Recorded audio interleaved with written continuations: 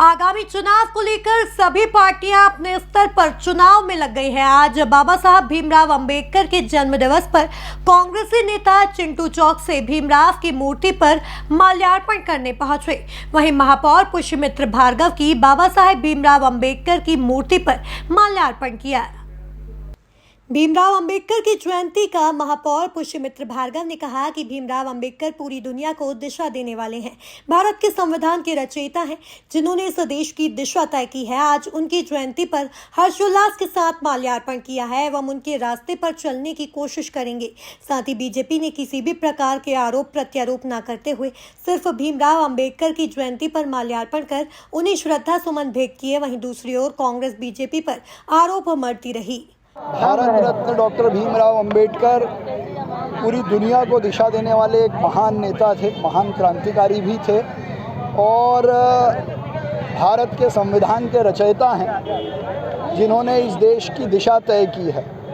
असमानता के खिलाफ उनका संघर्ष सदैव हमको प्रेरणा देता है और आज उनकी जयंती के अवसर पर हर्ष उल्लास और खुशी में हम सब लोगों ने मिलकर माल्यार्पण भी किया है और ये आशा की है कि हम सब उनके दिखाए रास्ते पर चलते रहें। सर, जबलपुर में रामभद्राचार्य जी ने वहीं विपक्षी नेता चिंटू चौकसी ने बाबा साहब की जयंती पर सभी को शुभकामनाएं दी और बताया कि सभी लोगों को दृढ़ संकल्पित होने की आवश्यकता है। बीजेपी पर आरोप लगाते हुए उन्होंने बताया कि संविधान को तोड़ मरोड़ कर छत विछत करने में लगी हुई है। अम्बेडकर जी ने देश के लोगों को जो अधिकार दिए हैं उन अधिकार का हनन करने में लगी हुई है। साथ ही बताया कि लोकतंत्र को बचाने के लिए भारतीय जनता पार्टी को देश से भगाना होगा।